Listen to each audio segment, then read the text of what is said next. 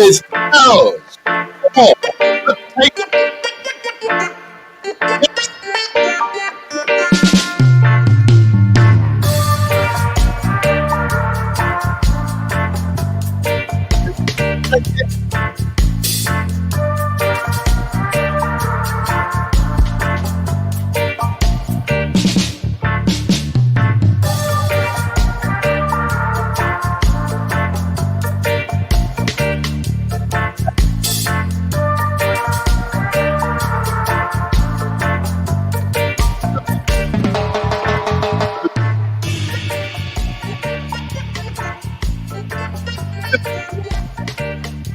fire. Oh, take oh,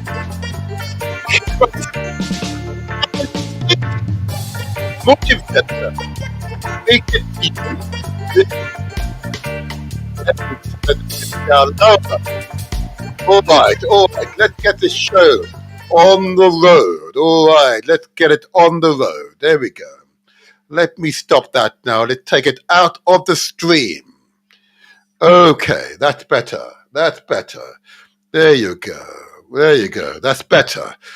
Oh, I am feeling so good. How are you feeling this strong? How are you feeling? Come on, this show is intended to raise your energy levels. It will raise your energy level. You feel truly empowered, enlivened, ready to take on the day, the weekend, or the strong end, and the rest of the strong. Yes, that's why these shows are important. To raise your energy levels, and you're prepared mentally, physically, for what is to come. There you go. All right, let me just take this other stuff down. There you go. That's better. That's better. So, thank you for being here.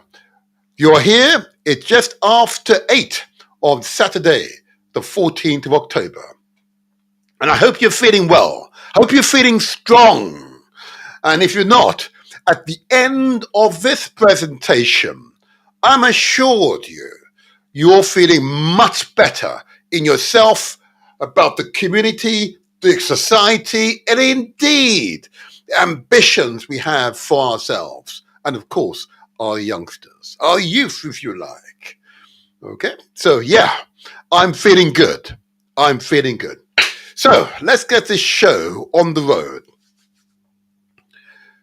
First of all, I want to compliment the Galaxy Management for being a consistent contributor to raising the energy level, the awareness of the communities. Okay, I want to compliment the Galaxy Net management. And long may they continue their outstanding works. I also want to give a big shout out to those wonderful people we had on last week from the Countdown Community Health. Weren't they outstanding? Absolutely outstanding. Absolutely outstanding. I want to compliment them. They were outstanding.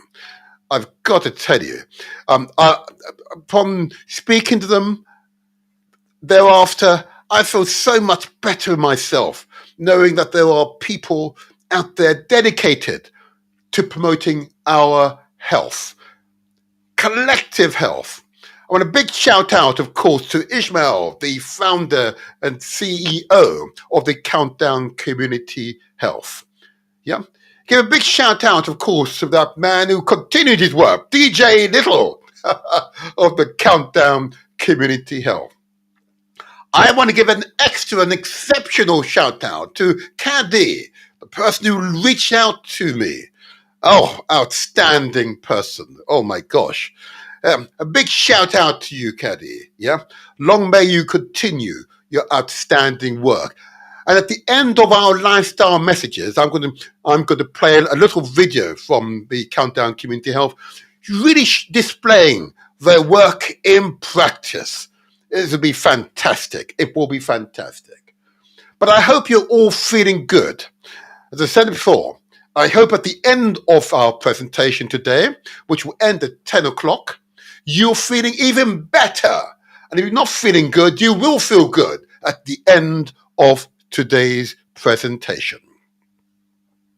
And of course, these presentations are intended to empower, to motivate you to action. That's what I am the motivator. This is the Motivator Show, where we translate our words into action and where success is ours for the taking. And long may continue as such. Words are translated into action.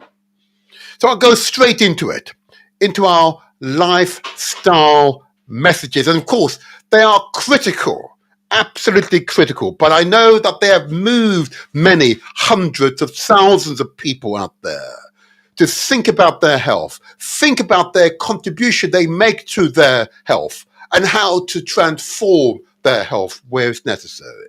Okay? And I want to applaud those of you who have contributed by sharing your personal testimonies on your personal health and what it has meant for you. And I want to thank you for your courage to sharing your messages with us. Thank you. Because those messages have been resounding and they have had an impact on others. So I'll go straight into it. And it's really a series of very simple messages, but they are profound messages that can have long-lasting implications for you, your family, your friends, your networks, the communities out there. Okay? Simple messages. And it's as simple as this. I ask you to consider the amount of sugar and salt that you consume each day. Okay?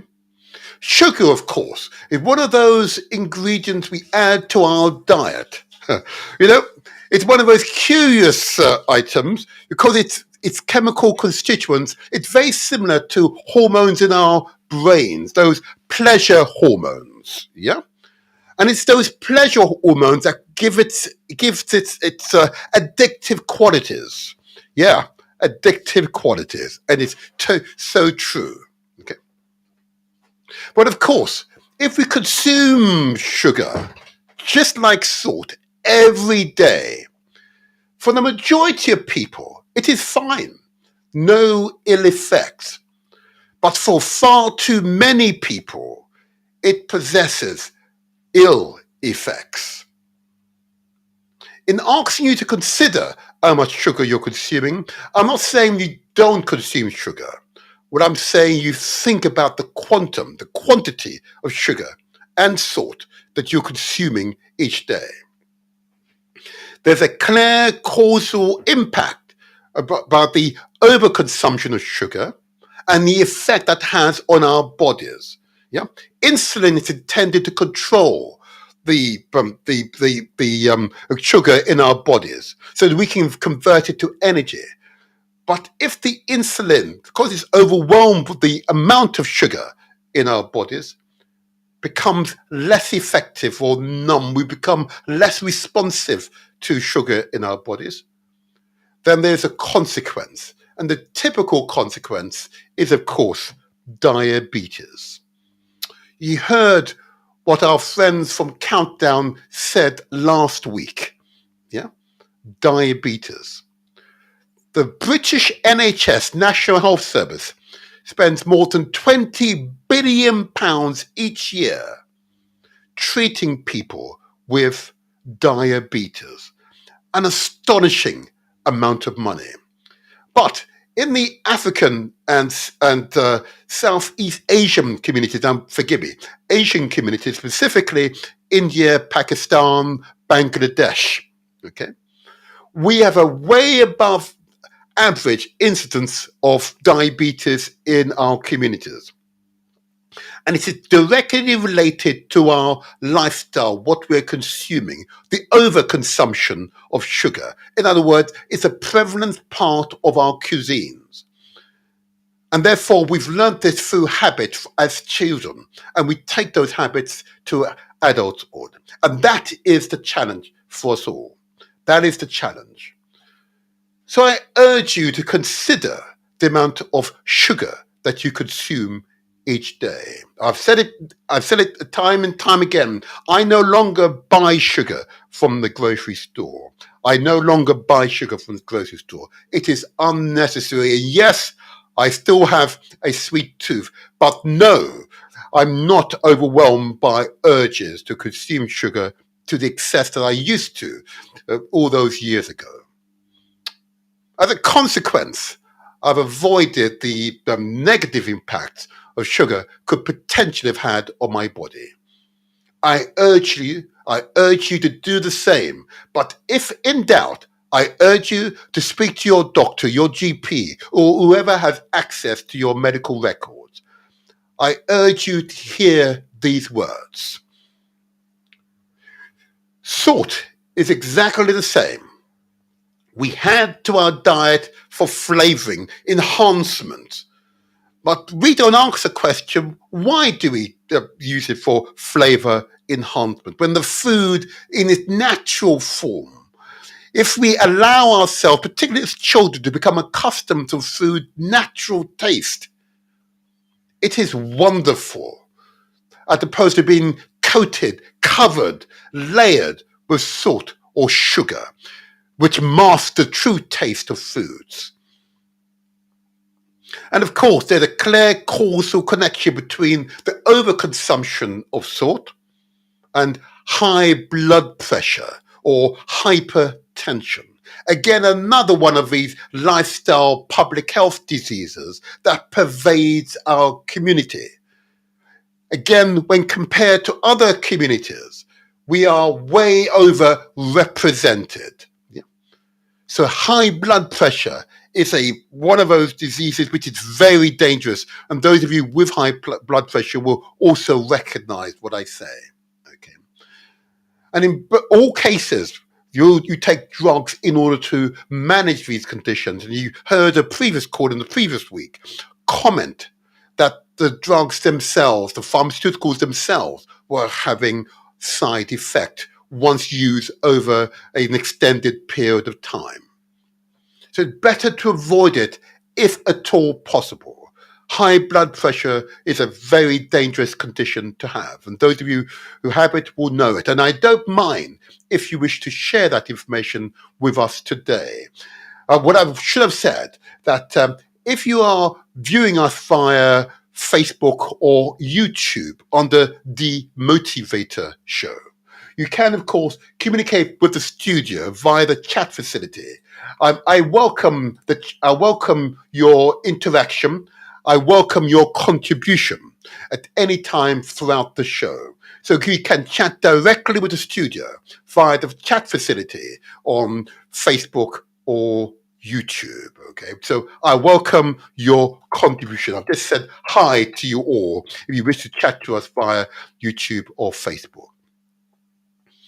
So hypertension or high blood pressure, the instances of that particular condition is way above the national average in our communities. Okay, if you're of African origin, mixed origins, indeed of Asian origin, particularly from India, Pakistan, and Bangladesh, our instances of hypertension, high blood pressure, is way off the charts.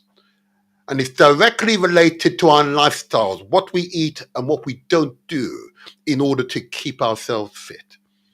So I urge you to hear these messages. Sugar and salt, diabetes and hypertension or high blood pressure. That's what we need to bring down in our community. I urge you to hear these words. I equally ask you to hear this message as relates to carbohydrates and fats. Carbohydrates, typically in our case, is derived from wheat-based products and some root vegetables, such as, I'm going to say it, the yam and potatoes. It's not the consumption's the problem, it's the overconsumption. That's the problem. In all cases, it's the overconsumption. Okay. So the carbohydrates, because we consume so much of it, okay? We live, particularly in the West, in a calorie abundance, We're surrounded by calories, We're surrounded by food. Yes, sometimes the food's expensive, but even the cheap food has an overabundance of sugar, salt, carbohydrates, and fat. Yeah? It is such a profound observation. In other words, we're overeating. Yeah? And you will recall that the nutritionist, when here, pointed out that each servings, we should sit and eat no more than a fistful of food per sitting. Yeah? A fistful of food per sitting. That's the recommendation. I have gradually reduced my overall food intake per sitting. It takes a bit of time because you've had an entire lifetime of overconsumption. Yeah, overconsumption. Okay. Because we note, particularly with carbohydrates, we note the overconsumption. And equally, the overconsumption of fat, either derived from meat products or indeed dairy products. I say meat, in other words, when you see the white streaks in the meat, that's fat. When you're eating cheese, that's hardened cow's fat. Yeah. Many of these so-called vegetable oils contain a form of fat that is harmful over the long term to our bodies.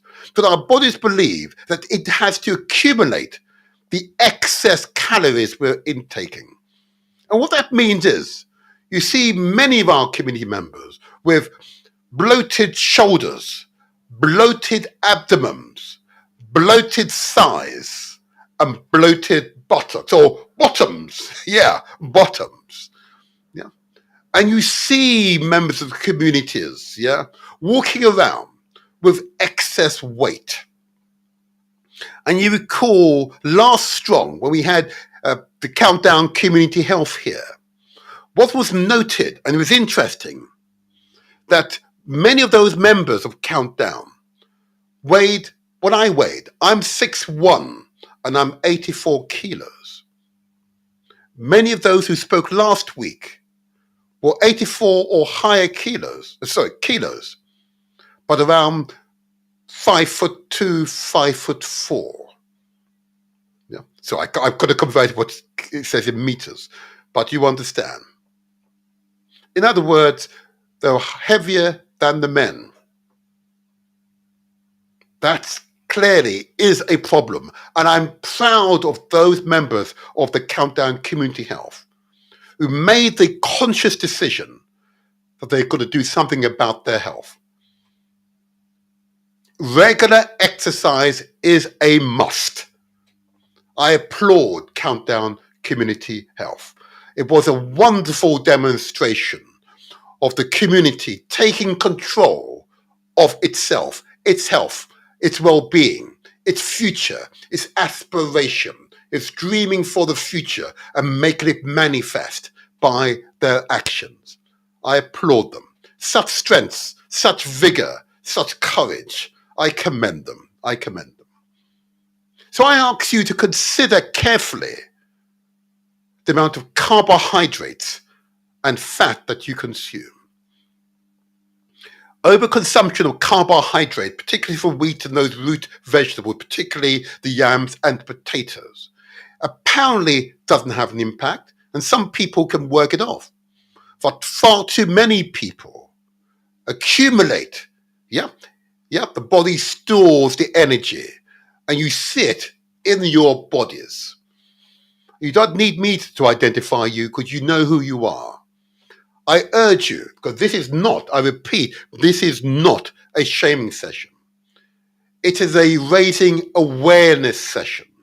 I do it every week because, as many of you will be aware, I'm an elected official. So I see the official figures, or they're thrust in front of me, as it were. You know, I'm obliged to digest and comment on those figures. And often they make for uncomfortable reading. Yeah, they make for uncomfortable reading. We can, and I urge, we must do better as a community. We must respond to the obvious health messages, the obvious health dangers that are presenting themselves.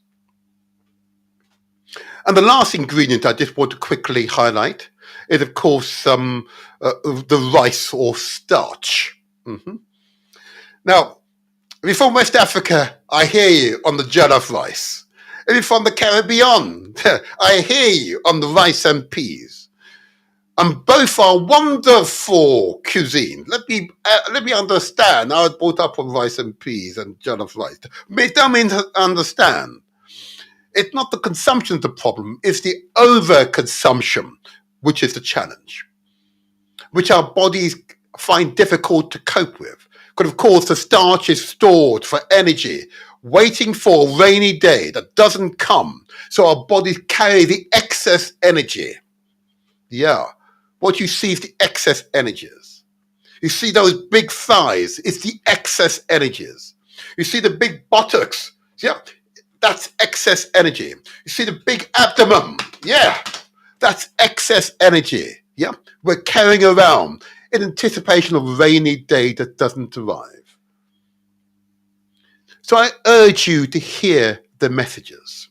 I urge you to hear the messages. The professionals will say to us, just like our friends from Countdown Last Strong, it was very clear, we should do the following. Firstly, we've got to make sure that we drink the appropriate water each day. Between 2 to 3 litres is what's recommended. It will vary depending upon your height and your mass. Okay, between 2 to 3 litres of water. Yep, there you go. You can hear my water, and I'm going to have a quick sip myself now. Oh yeah, between 2 to 3 litres of water is recommended each day.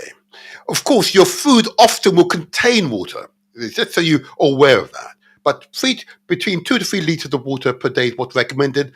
If in doubt, again, I say to you, speak to your doctor, speak to your nutritionist, or whoever has access to your medical records of providing that professional advice to you. It might vary. Second step is to exercise. Okay, exercise is a critical component if you're wishing to promote your general health and well-being. As our friends from Countdown beautifully illuminated last week, our people who've not been used to exercise are now exercising for their general happiness, health, and well-being, because they understand the importance of exercise. Yeah. Now, some of you could do it at home, and you can do it to your local videos or whatever. Some of you will be more appropriate to go to a gym, your local gym, buy into your local gym. Some of you might wish to join a community organization like Countdown Community Health. Okay, and others, of course, will arrange their own personal trainers in your own space. But it's the very conscious action of exercising each day, which is such a critical component in promoting your general health and well-being. It is absolutely critical. I've got my weights here. Oh, yeah. After exercise, I like to do my weights and put this both on my arms or my legs. And I do 200 to 300 press-ups like this with my weights. And I can assure you, I feel so invigorated after pushing up my weight each day. This is around 60 to 70 kilos or so. Yeah, there you are. And I absolutely enjoy it. And I feel my muscles flexing and pushing and pulling. And that's what my body demands, actual use. The sedentary lifestyle that far too many of us live, okay, is harmful in the long term. And I'm not a health professional. It's just common sense. If you don't do any exercise, then you're setting yourself up for a health bomb of some sort. Okay? Most certainly you're reducing your immune response to all the maladies that pervade our environment. exercise is an important component in your general health and well-being. Water, regular exercise, and of course, the experts will also say to you, it is so important for you to take care of your mental and spiritual health. If in doubt in regards to your mental health, it is recommended that you speak to a health professional. I urge you to speak to your GP or whoever has access to your medical records, or speak to a loved one, someone you trust on the matter, and allow them to give you the advice and guidance and help you to seek out the professional advice that you may need. And your spiritual health, of course, I recommend always speak to your spiritual advisor, whoever is the person you trust in these matters. It is an important part of who we are as human beings. Most certainly be from Africa, most certainly an important part of who we are. It is critical to promote and protect, he says, your general health and well-being by conscious actions. Conscious actions. I cannot understate its importance. If in doubt, please, you can communicate with myself via the chat on YouTube or Facebook. I'm interested to hear your words, okay? If in doubt, speak to us. I'd love to hear your commentary, but I'm really encouraged by the response I've had these past few strongs. And indeed, this year has been particularly successful. I'm aware of hundreds of people locally where I am here in London who have heard and responded to the messages. Okay, and those of you who missed the show of last week where we had Countdown here, please, you can go to YouTube or Facebook and watch that particular show. I urge you to do so. What I do want to do now is to sort of close off this section, but I'm going to close it off in a slightly different way than usual. Okay, and by that I mean I want to play a video that our friends from Countdown Community Health who were on the last show last week, or Strong if you like. Okay, and they were truly inspirational. I'm going to bring their recording into the live stream. There you go. And I want you, those of you who are on the digital radio, on galaxyafui.net or Mixcloud, I know you will not be able to see, but you'll be able to hear the energy. There's nice music being played in the background, but I hope you would appreciate why I want to play this. These are local people behaving in extraordinary ways. Here we go. Let's bring them into the...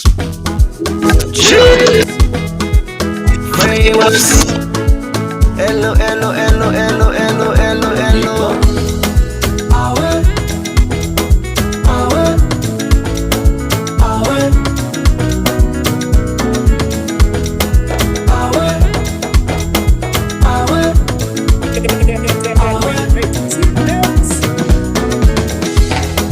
One life on leave, me self get one life on leave.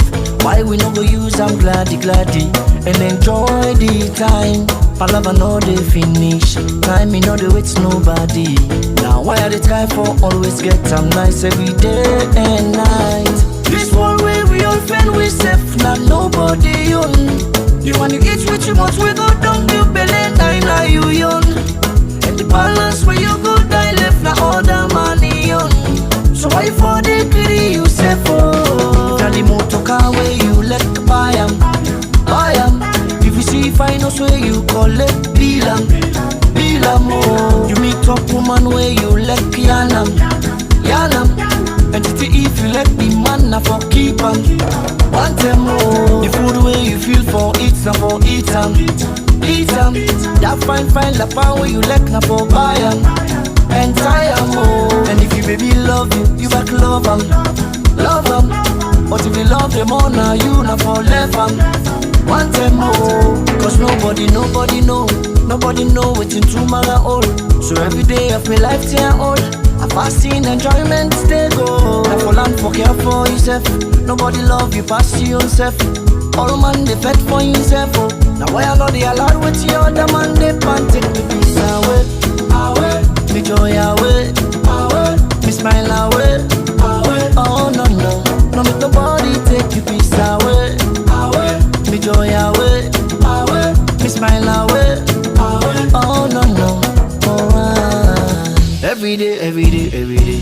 I see they also they work for the pay. They like na boku on a small you the cage. Land for the loose body 110. No to money, no to gentry. No money make no time man. As long as you get waiting, you they eat. Land for the loose body 110. This one way we all fend we safe. Now nobody on. You want to eat what you want, we go down the belly. Now you young. And the balance where you go die left now all the money on. So why for the greedy you say for? Now the motor car where you let buy 'em, buy 'em. If you see finance where you call it, deal 'em, deal 'em. Oh, you meet up woman where you let yarn 'em, yarn 'em. And if you let the man na for keep 'em, want 'em more. The food where you feel for eat some for eat 'em, eat 'em. That fine the power where you let na for buy 'em. Entire more. And if you baby love you back love 'em, love 'em. But if you love them all now you not for left 'em, want them more. Cause nobody know waiting tomorrow all. So every day of my life they are all. A fasting enjoyment they go. Now for land for care for yourself. Nobody love you pass you yourself. All man they fed for yourself. Oh. Now why I know they allowed with the other man they pan take me peace away, away.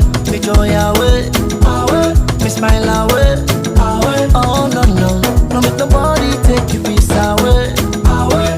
Me joy away, away, me smile away, away. Oh no no, away, away,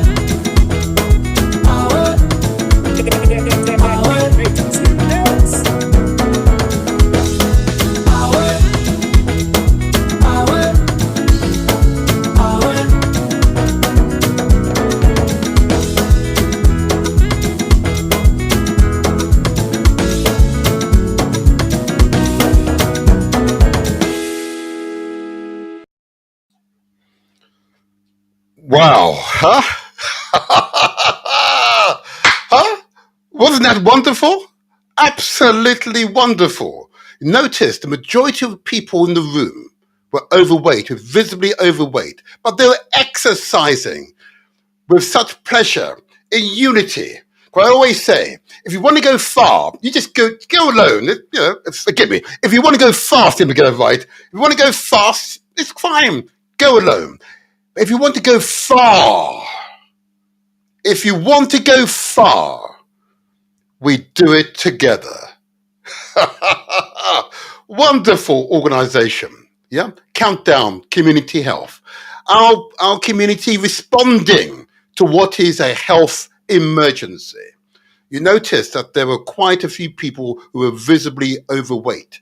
Yeah. And they came on last strong and confirmed that they were overweight, and they understood the necessity for getting back to a weight, a physique that is good for them, their health, their families, their community. They understood it. Not sitting on their hands and denying the fact, but openly understanding we must respond to what is a public health emergency. Yeah, it is a public health emergency. So I'm immensely proud of our people from the Countdown Community Health. And if you're in London, in particular if you're in South London, I'll just give out the a contact details for them. Maybe we just get up on my screen. There you go. I'll get it up on my screen, and next strong I'll have it on the physical stream. But for now, if you're in South London, particularly if you're in the live or in around the borough of Southwark in London. Okay, so let me give out a few contact details. They meet twice a week on Mondays and Wednesdays. Okay, but particularly Wednesday, I understand, is the day in which they are particularly keen to encourage people to come down. And also on Saturday morning, I understand, between 8:45 to 9:45 in Burgess Park here in Southwark. Okay. Now the address is, of course, Clubland, which is the same site on the Camberwell Road. That's S for sugar, E5 0EW. Clubland, the lower hall on Camberwell Road, in that London S for sugar, E5 0EW. If in doubt, I would urge you to send an email to them, and the email address is countdown0405@gmail.com. I'm going to say this again, but if you don't get it, please go to YouTube or Facebook. Obviously, the recording will remain there for some time to come. So their email address is countdown0405@gmail.com. Or you can contact, you remember that gentleman who was out there exercising whilst talking to us at the same time? His name is DJ Little. His number to contact him on, and I suspect the number given to me here may not be absolutely correct. Now I'm reading it, but it says 06903233373. I suspect that number is not correct. I'll give you the other number, which is this is for DJ Little ish 07960-803-588. I'm going to repeat the number: 07960-803-588. Okay. If you wish to contact Countdown Community Health by telephone, you've now got an email address and you've got the days. And on Wednesdays, it's between 6:30 and 8 p.m. Just so you know, 6:30 and 8 p.m. at Clubland, Camberwell Road, S for sugar, E5 0EW. Or you could join them in Burgess Park on Saturday mornings between the hours of 8:45 to 9:45. There you can meet our good friends from Countdown Community Health. You know, it will be good. It will be fantastic if you join them, okay? They are responding to the health emergency that exists in our community. I want to really give a big shout out to Ishmael, the founder of Countdown Community Health, who takes his hand out of his own pocket to support those in need. Yeah, support those. He wants to ensure that they are able to exercise, take care of their health without thinking about the cost. Okay, there should be no cost barrier to possessing good health. Okay. Wonderful organization. I commend Countdown Community Health. Okay. But I also did want to take a few minutes, and you know, I've got other organizations who I particularly like because they appeal to a cross-selection of the community. I want to give another big shout out to the National Association of Black Supplementary Schools. Let me just get it up on the screen. There you go. I'm going to give a big shout out to them because these are members of the community responding to the needs of our children, young people, the youth, if you like, okay, coming together with common aim and common purpose to give up their time, regardless of cost, in support of our children, the young people, the youth, okay? So I commend the National Association of Black Supplementary Schools. And if you can give up your time for maybe an hour or two per week, that will be most helpful to many of the supplementary schools or Saturday schools that exist in the community throughout London and across Britain. But their website, which is a network of all the various schools, is www.nabss.org.uk.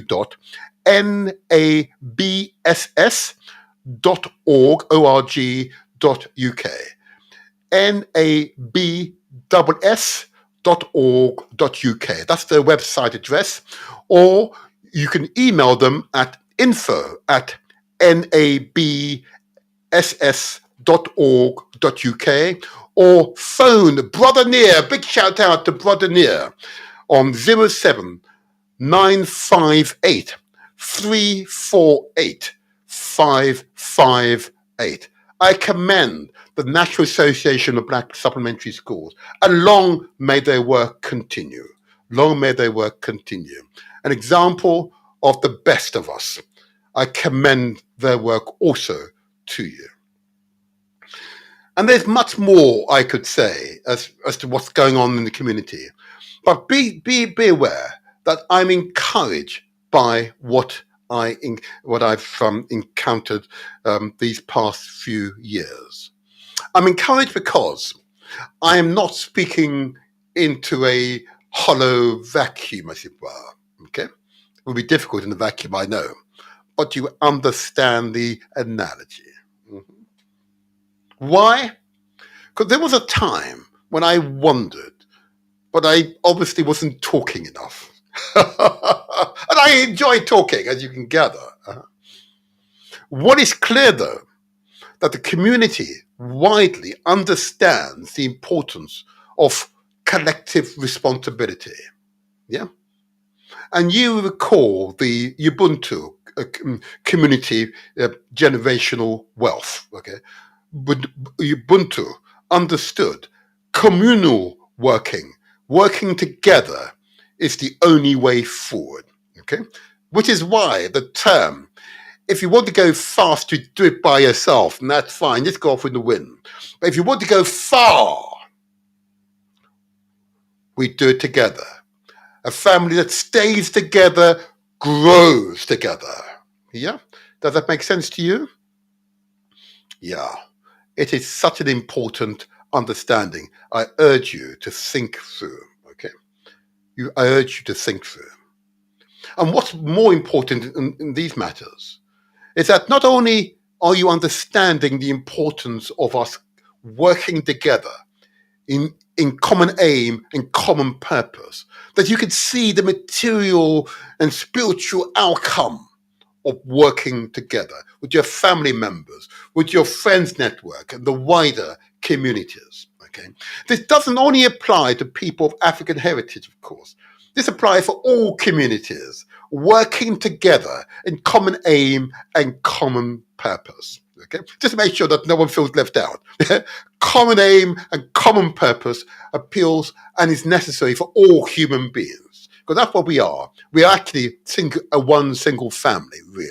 Okay, a diverse family, and that's good, because that's how we've survived all the pandemics, all those viruses and so on. You know, that's why we survived, because we are still diverse. But it's important to working together, giving support to each other. That's why I do these shows.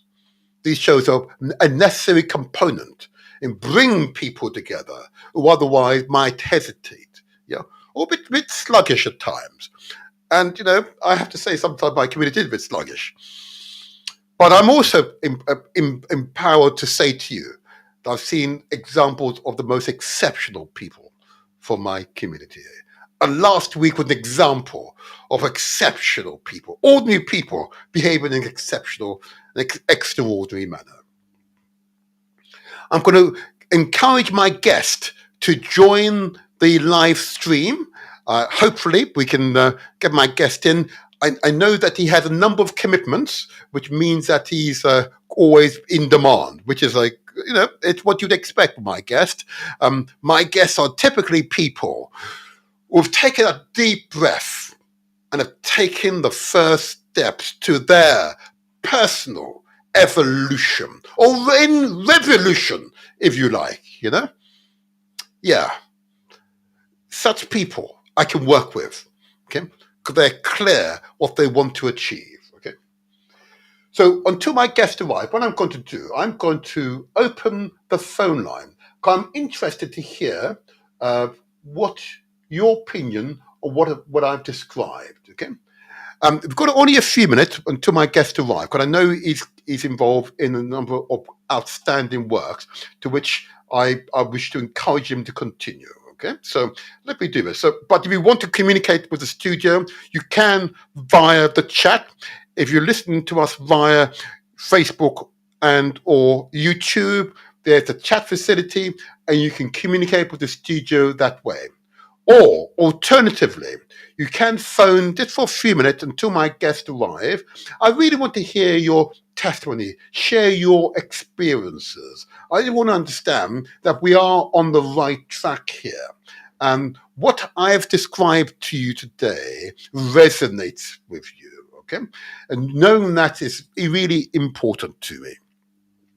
So the studio, only for maybe 5 or 10 minutes, the studio number, if you wish to interact with the motivator, please call this number, 0203 289 6504. Okay, we've only got maybe 10 minutes or so until my guest arrives. So 0203 289 6504.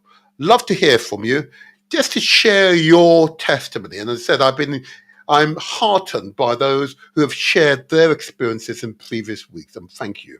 Again, you can also communicate with the studio via the chat if you so wish. And I'm going to put in the chat the studio number, just so you've got it in the chat as well. But love to hear from you. And the number again is 0203 289 6504. I put it in the chat as well. Again, love to hear from you all if you wish to interact with me. So today's show, and let me now sort of prep in anticipation of my guest arrival. Today's show will really focus on how to inspire the youth, our children, young people, how to inspire them.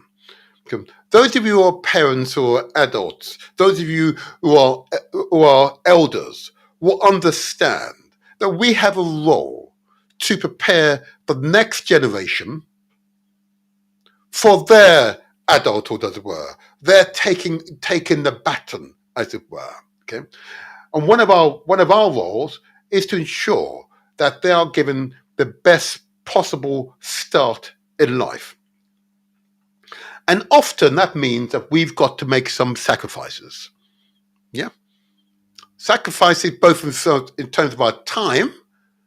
Okay, sacrifice in terms of our resources, to ensure the next generation are able to benefit from our lifetime experiences, the skills that we've acquired.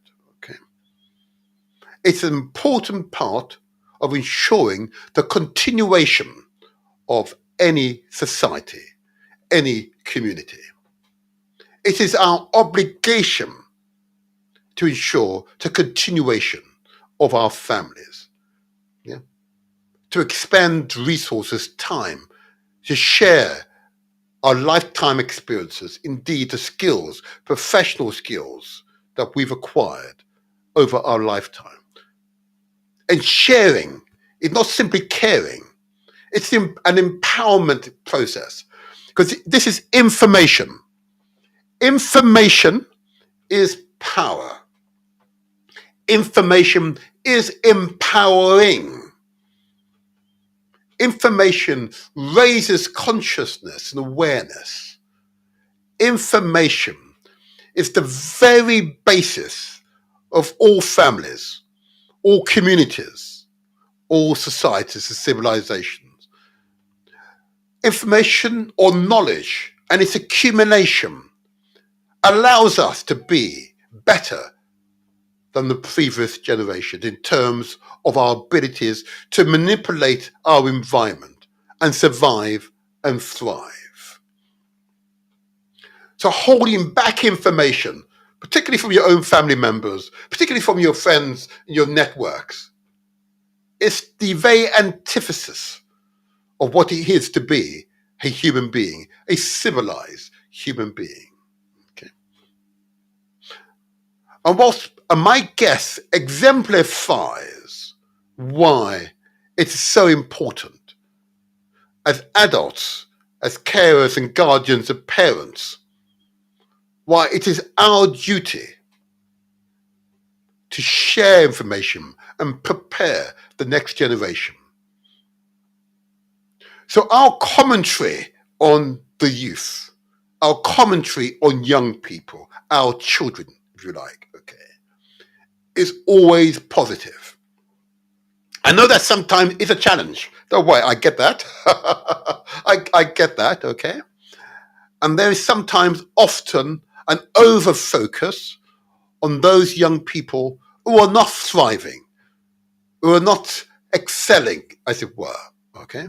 Particularly when they get involved in some criminality, okay? And, you know, here in some parts of London, some children, particularly from our own community, some children, a small number of children, I might add, okay, get themselves through circumstances in positions which, and commit acts which are clearly not helpful to themselves and harmful to others. But they are overwhelmingly, they pale into significance the numbers of young people I encounter on a daily basis who are excelling. Who are excelling. And I note, here in the borough that this show is going out in here in Southwark, okay, our schools performed exceptionally amongst the very best in the country. But I note, that received relatively mute response from the community. Because more than 85% of students in our local schools here in this part of London of African heritage or mixed heritage, 80 to 85%, an astonishing number. Okay? And they perform way above the national average. So I want to commend all the schools and colleges and universities here in this part of London for their performance, first-class performance. I commend your performance, and I look forward to equal performance year in and year out, because the attitude of our children, particularly children of African heritage or mixed race heritage, okay, it's positive generally. They're aspirational, most certainly. Determined to succeed, absolutely. Articulate, yep, orators, yeah. Caring people, loving people, yeah, sensitive people, yeah. We should be immensely proud of our young people, our youth, our children, immensely proud. So I wish to urge you to speak positively about children generally. Yes, there are some, without any shadow of a doubt, who are problematic. And when you speak to them, you can tell they've not been guided, not been counseled, yeah?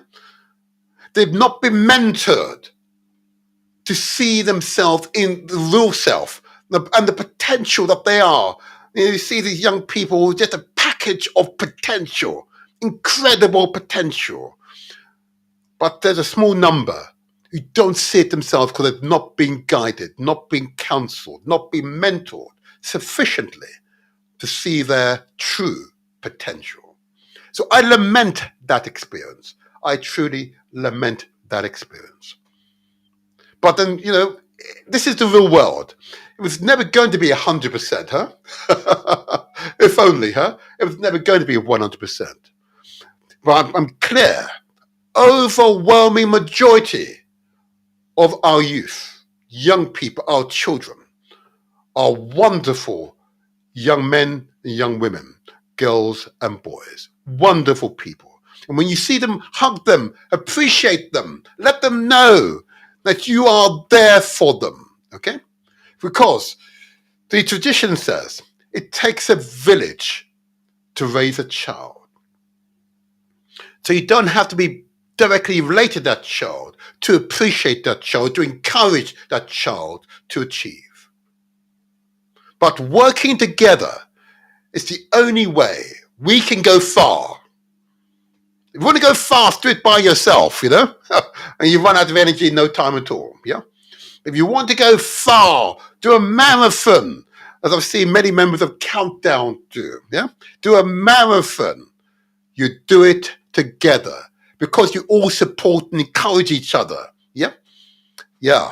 That's why working together is the only way forward. Why communalism, it's the only way forward. In other words, working as a community, sharing the experiences, sharing your assets or wealth. It's the only way forward. Individualism. I know many parts, particularly the African, continental African and continental, indeed, African Caribbean communities. Hyper-individualism has taken root in some parts of the communities. We need to root it out. Yeah, we need to root it out.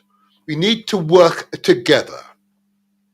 Yeah, elders and youngsters. Yeah, men and women need to work together.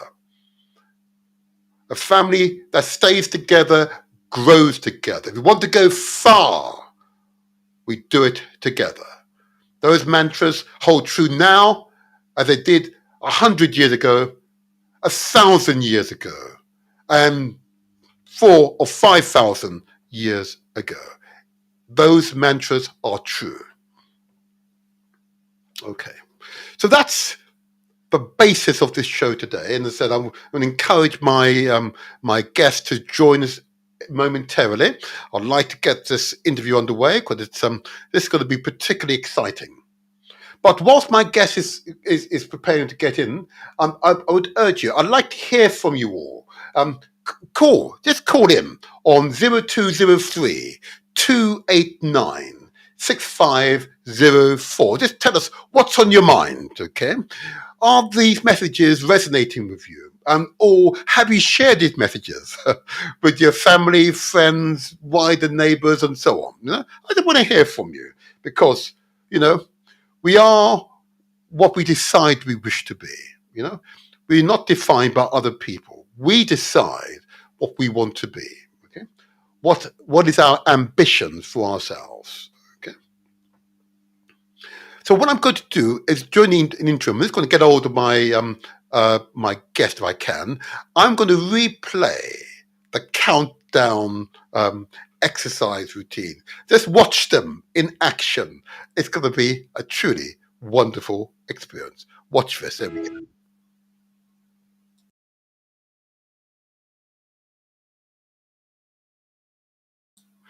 Right, it'll be up in a moment. Let me get it started again. Ooh, okay. It's decided to think about it this time. Okay. In fact, my guest has arrived. Let me just take that out. Okay, my guest has arrived right on time, as it happens. Often people say African time is not quite on time, but I defy such notions. It is from Africa that the written word came. It is from Africa that mathematics came. It is from Africa that astrology came. It is from Africa that first human philosophers came.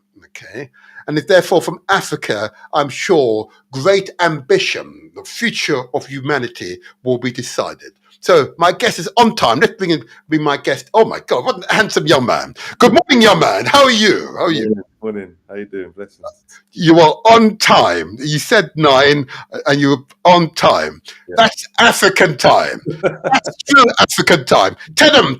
Yeah, it's true African time. Tell them. Yeah, well, I had to be here. I said 9 a.m. because I had a personal training session at 7 a.m. So I knew I'd be in time. So good for you. And we appreciate it. Yeah? So says Holmes Lewis of Mentivity. Hey. Second time. It was nearly 2 years ago the last time you were here. Yeah, it was. Yes. It was a while. I think with your brothers and friends. Yeah. Mm-hmm. It was wonderful. And that was a wonderful. I've got some clips I may share with you. You're going to like this, don't you worry, later on. But I want to go straight into the interview because this interview will focus on how we prepare the next generation for success. Yeah. Okay. Yeah. How we nurture and give testimony to their abilities. Mm-hmm. Yeah. How we affirm our commitment to their future success as adults. Yeah. It's sometimes challenging, isn't it, Says? It's sometimes challenging, okay, but immensely rewarding. It is. So, let me, if I may begin, because whilst I refer to to us meeting 2 years ago, okay, nevertheless, I've taken on significant numbers of new listeners and viewers since then. Okay, we've grown. This came out of the pandemic. Okay, but it continued to grow. I'm immensely pleased it has. So, as you know, for me, it's a bit of a challenge in terms of my time, but I'm committed to the cause. Okay, and if I can give testimony and give platform to young men like yourself, then this is worthwhile.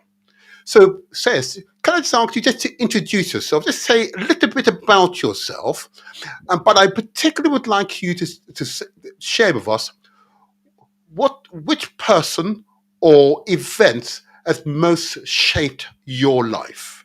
Ooh, okay. So, yeah, full name Cees Holmes Lewis. My first name was given to me by my Jamaican granddad. So it's from a book about the Bible. We never told anybody which one it was. The first child of his last daughter, he wanted to name me. So the name I actually didn't really like when I was growing up, but now there's only one Cees. It's very unique. Yes. And I've actually found out it's actually Welsh, funny enough. Okay. Down the line. So it actually means Englishman. Oh. No, right? So, it's so funny. Occasionally, despite the fact I was born in Jamaica, okay, I came here as a baby, I was born a British citizen in Jamaica at the time when we were part of that so-called empire. Okay, yeah. And I know that many Jamaicans, and listen to my accent, will simply say, "It was an Englishman, though." Yeah, and they won't say with any nurturing or kindness, Okay, but it's good. Yeah. It's good. We are truly a sophisticated people. Go on. We are. About yourself. So, in terms of who's inspired me the most, it's very difficult to pinpoint one person if I'm fully honest. But I have to go to the origin, and it has to be my mum. Oh, without her, and without her, I wouldn't have the foundation to do what I've done today. Growing up on the Aylesbury estate wasn't easy, but it was.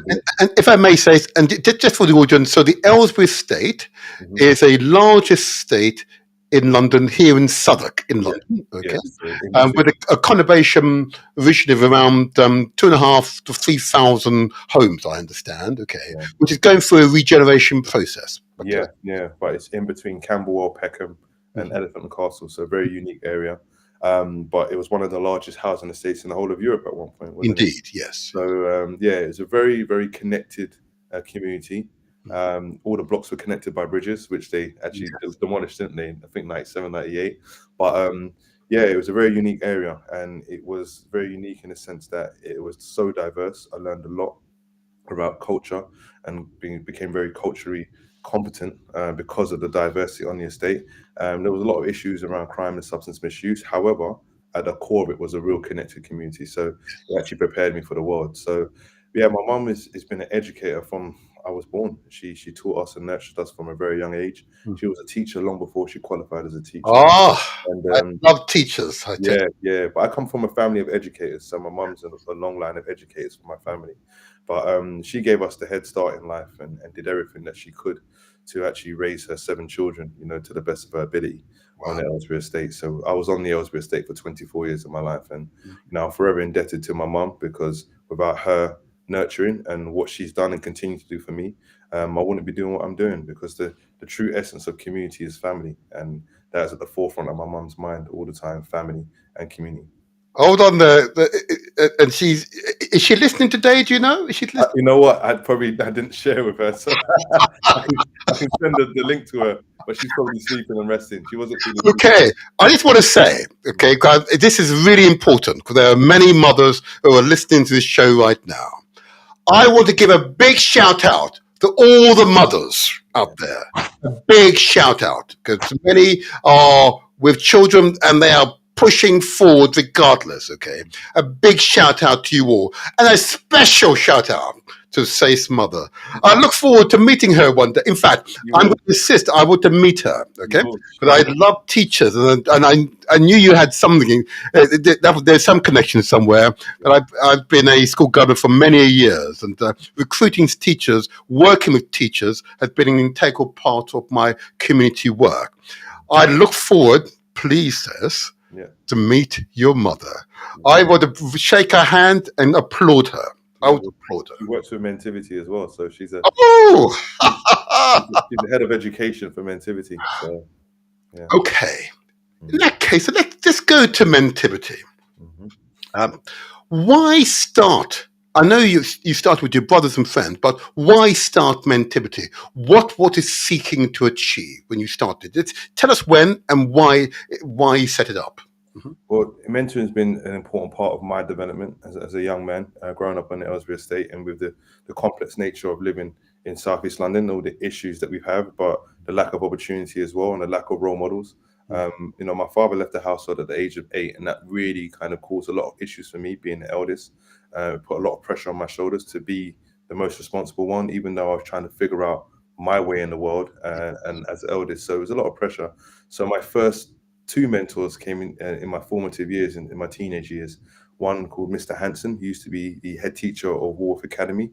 I remember him as it happens. Yeah, so he was Mr. Devon Hanson. He was my head of year and teacher at Kingsdale School. So I actually went to Kingsdale School. And then I came across a man that grew up in Peckham on the Glebe Estate, Abdullah Ben Kamal, who was the founder of Bethwyn Football Club and then FC Gentilly. So Ben was my mentor and coach from the age of 14. And those 2 men were very prominent outside of my family to really support me by giving me their time and mentoring me through my passion, which was football, but also education.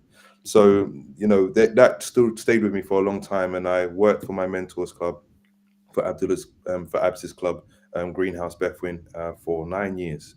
Pretty much, and through that time he continued to mentor me, and I just wanted to pay that back and pay it forward to young people that look like me, especially in the area that I lived and worked in.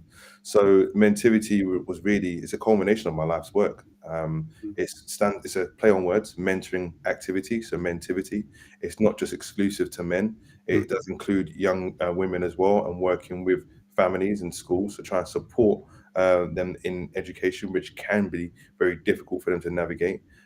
So really it's just trying to link their careers to passions, so that they can have a real longevity in their careers, but also do something that they truly love and that they're truly passionate about, and can help navigate them away from negativity and change their life trajectories, but also give them an aspirational boost for those that are not involved in negativity. It's important that we're inspiring our young people and allowing them to think more critically, and that's what Mentivity seeks to do.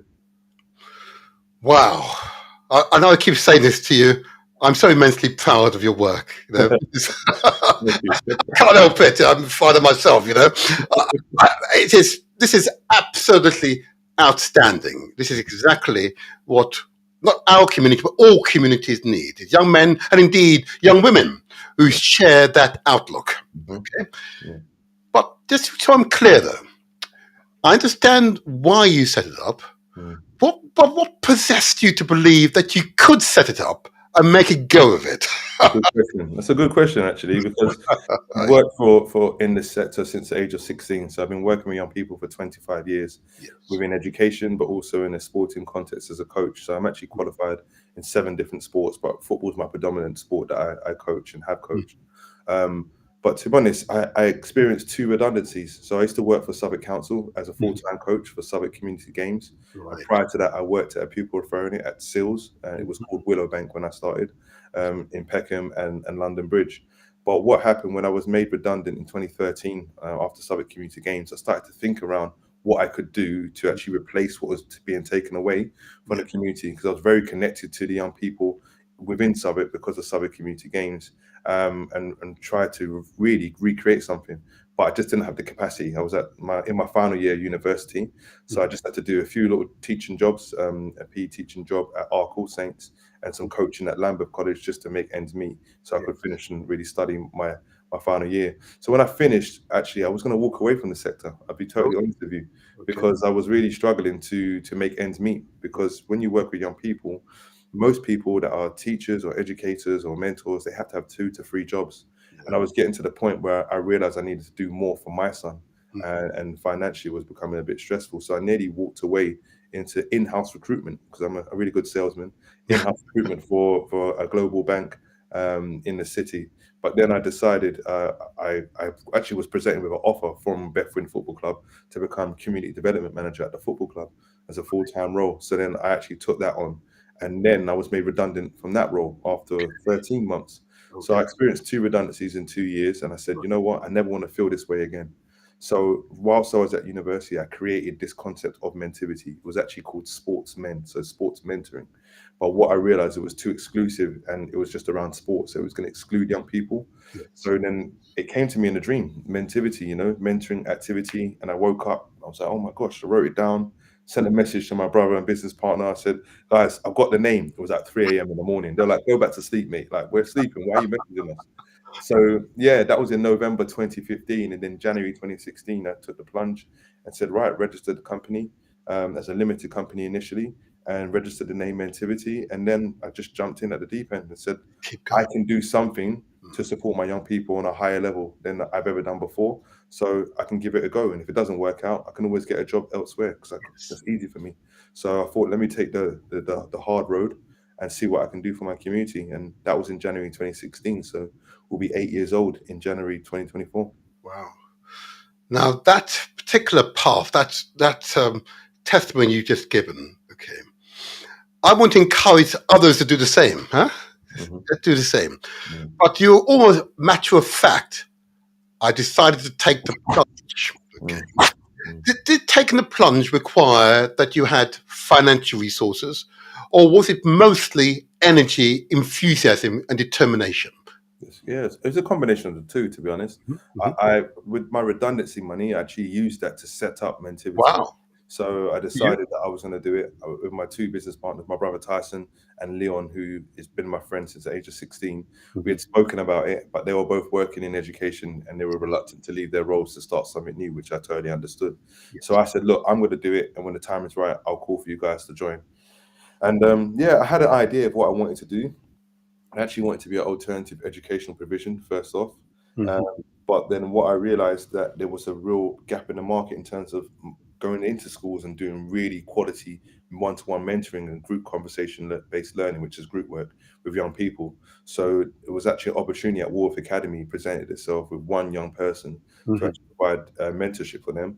And I said, right, I'll do it. And literally from that one person, it quickly grew from 1 to 5, 5 to 12, Yes. to 25, and then by the end of within 2 months, we had 65 students that were supported. Oh my gosh. I had to bring on my brother and my business partner and a couple of others Yes. to actually really kind of immerse ourselves in this world. And it was like jumping out a plane without a parachute. Just had to build it going down and hope for the best. But I'm an eternal optimist. I always believe that I can make things happen. I've always been very determined. And the Ellsbury estate has really allowed me to think outside the box, because there was no one way for me to get home. Home from school. So I had to always think outside the box, and it wired my brain differently. So when people see that there's an obstacle, sometimes you can jump over it. Sometimes you have to run through it. Sometimes you have to go underneath it. Sometimes you might have to walk around it. So there's different ways to approach it. Say, please, if I may say so, what you just said, I'm just going to bring this little caption up for a moment.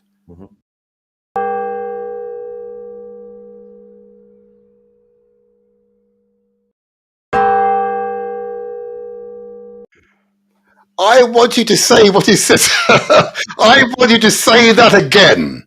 Yeah. Yeah, I said growing up on the Ellsbury estate, there was no one way for me to get home, when I was coming home from school, wherever it may be. So there were so many different ways that I could get home, but it wired my brain differently. So I approach situations much the same way. So when people see obstacles, they normally think I've got to get over it. But for me, I know you can also get over it. You can run through it if you have to. You can go underneath it, or you can walk around it. So there's different ways to approach different situations. And one of the things that I don't do is I just don't give up. I always believe that I'm gonna, make things happen. So belief is really, really important, and that really came from football. So, between the age of 14 and 19, at the age of 14, I decided I wanted to be a professional football player. After, a few traumatic experiences growing up on Aylesbury Estate, I decided to focus myself on football. And I literally said 5 years to make it. And at the age of 19, I actually signed my first professional contract in the Wow. Republic of Ireland for a team in the ICOM League. And when I achieved that, which was really down to a book that my auntie gave me, she bought me Muhammad Ali, King of the World, Yes. for my I 18th remember birthday. it. Yes. Yeah. So that book was really, really powerful. And I remember telling my family that I wanted to be a professional football player, but they didn't really believe me. And my auntie gave me this book, and it was almost like an apology. She said, "You know what? Go on and reach your dreams." And I was like, "Yeah, I'm going to do it anyway. I'm going to prove everybody wrong." And that was on my 18th birthday in the year 2000. And by the following, the 2002, actually 2001, I was offered a scholarship by Howard University, Washington, D.C., but I had to turn that down because of September the 11th. And then once I was working and trying to pay for my scholarship, I got scouted on the Aylesbury Estate. And then 6 weeks later, I was flown out to the Republic of Ireland and then trained for an hour and then signed my first professional contract. I just want to keep clapping. I just want to keep clapping. I just want to keep clapping. So let me get right down to business. Because what you're demonstrating, you're an ordinary young man, but behaving in an extraordinary way. And I've met so many who have these qualities, but are unfulfilled. Yeah. We've met them many a time, and women, I might add, and women. Okay. So if I make the premise of this particular presentation is how to inspire the youth. Okay. So I want to explore this idea because there are parents and others, guardians and others listening keenly to your words. Okay. But often, as you be aware, there's a focus on the minority of children who are underperforming both academically, socially, emotionally. Okay. Whereas the overwhelming majority of young people in the community are actually as aspirants, aspiring, and are actually achieving and striving. Okay. So, but this issue of how to inspire young people is uppermost in our minds today. So, when engaging, you said at the school you were asked to take on a student and it extended. Okay. Were you doing anything different from the teachers, or is it that you had a formula that you were applying consistently and that formula worked? So what were you doing different, or did you have a formula that you were applying? I'll be honest with you. To be honest, when I started working with young people at the age of 16, it was actually through refereeing. So Mr. Hanson actually put me on a referee's course when I was in year 10. So I started refereeing football matches, but I realized I've always been pretty much a leader and someone that's been able to engage people. Yes. I've always had the gift of the gab. I've always been able to make things work for me in a positive, but also when I was younger, a negative way. So my leadership wasn't always positive. It was negative when I was younger. But as I got older, I started to use it for more positive outcomes. And I realized I could actually engage people and actually, connect with people on a really human level. Can I ask you to pause there? Because that's another one of those, you're just throwing out gems this morning. You're throwing out gems this morning. And I'm going to put the lights on again. Because go on again.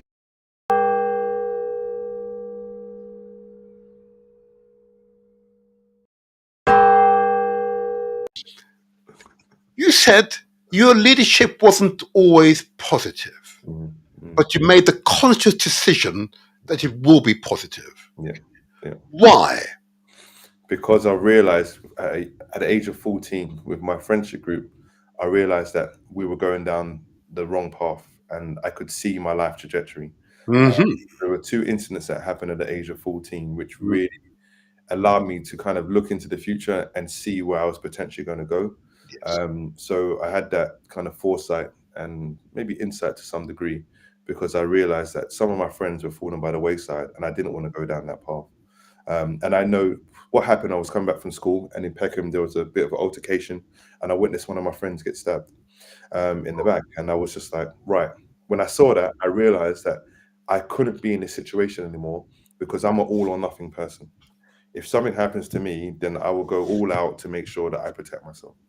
And I realized by being in those situations, it could prove costly, Yes. whether it was prison or death, you know. So I quickly realized that this is not what I wanted for my life.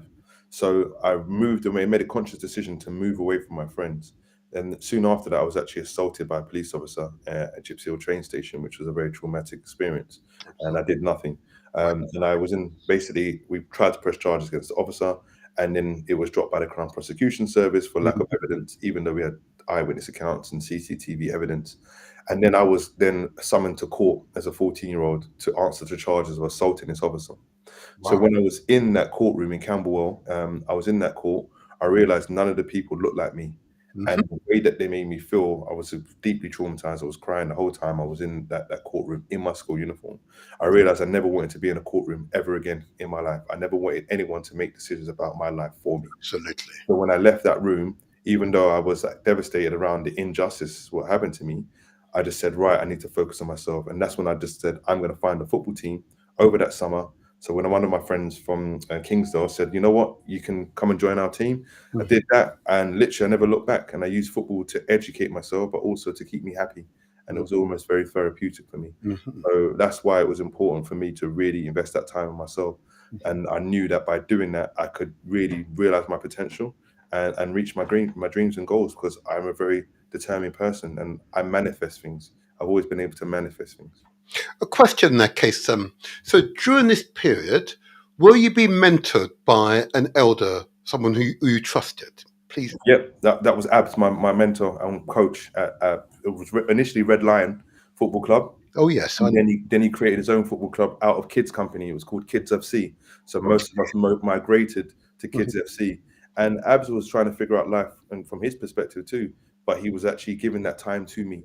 And in situations where I was finding it difficult, he would just sit down and talk to me, give me that time. And that was just massively important for me, because that's what I saw. I saw that time as love. I saw it as an investment in me. He wasn't obligated to be there. So, you know, I knew that he wanted the best for me, and he was trying to look out for me and many others that he coached and mentored. And alongside Mr. Hanson, who held me to account within education, he just kept me, you know, accountable and just kept me learning, even though it was very difficult, because I never liked authority. I don't like people telling me what to do. You know, I hear you. I want to tell people what to do, and you know, I was very forthright in that, and my ego sometimes took control.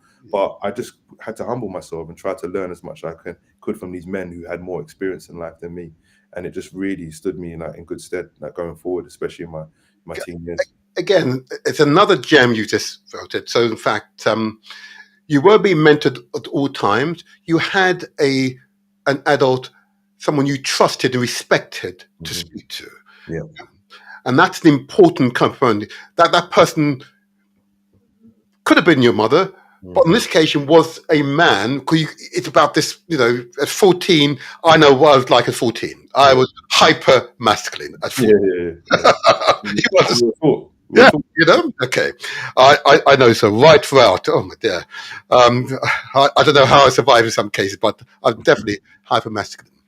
I was hyper masculine, of course, because I was around, like yourself, an understanding that I wanted and needed to assert myself in the world. So it's something that is taught, isn't it? And we have to do it. It's also a defense mechanism where we grow up and where we reside, because you can't show your emotion as a young man, because then you're told that, you know, you're less of a man. So the reason why that's the backstory as to the reason why I engage with young people so well, but also I've immersed myself in the community. I understand what's going on, and I've never forgot my childhood. And I think that's really, really important. So I really have high levels of patience and empathy for young people, because I know what they're going through. And also, if I don't know what they're going through, I will make the time to understand what they're experiencing and try to empathize and try to find solutions in collaboration with that young person. We can't solve all their problems. We have to allow them to become more informed and to think more critically around situations. And we link that, you know, to theory in youth work on a when we look at the Thompson model of oppression, the PCS model, young people are oppressed on the personal, cultural, and structural level. Indeed. So if they're oppressed on a day-to-day, and then their culture oppresses them, says, well, you don't have a voice because you're a young person, or you need to go and be a doctor because you're from West Africa. That's what we want for you. You've got no choice. Then the structures in education, the institutionalized racism within education, the indoctrination, stop and search, all these different things, this compounds that oppression on young people. However, they can also understand themselves on a personal, cultural, and structural level. So it can actually then be a direct kind of antidote to that oppression to some degree by becoming more informed. So we have to allow them to enlarge in their mind, and then it's through experiential learning, which is based on informal education, learning through conversation. And that's I'll ask you to pause there, because there's a lot you said there in those few sentences. I want to unpack a little bit of it, some of it. I want to ensure that those who are listening and viewing understand what you've just said in terms of what you've described. Okay. So first of all, I want to give a big shout out to Mr. Hansen. I obviously know him as well. Another one of our unsung heroes in the community. Yeah, unsung heroes. But I know he was responsible for saving hundreds of lives, okay, by direct or indirect contact with many young men and young women in the community. I want to give a big shout out to him and all those who know him and were related to him. Okay, I did want to say that because he's a tremendous personality. I think secondly, I just want to begin to unpack what you've described. So you've now started to analyze what is happening in the minds and circumstances of young people who are brought up in an environment in which there's a perception that they are poor. Okay, and that, yep, that's right. Yep, I say a perception that they're poor. Okay, because of course, poverty is not simply money. Okay, I think you started off by describing you're brought up with your mother. Okay, and therefore Mr. Hansen and others became that father figure, that trusted male figure. Okay, because the purpose of the show, of course, is how to inspire young people. Yeah.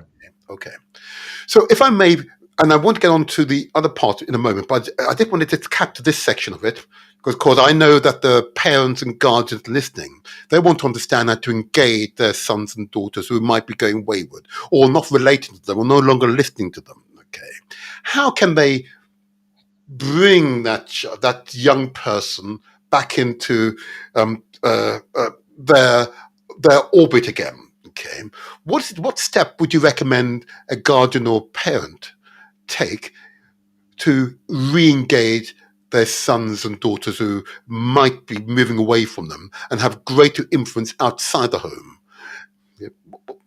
Please, yeah. There are two approaches. The one thing that we have as parents or guardians or carers, our voice becomes that monotonous voice over time.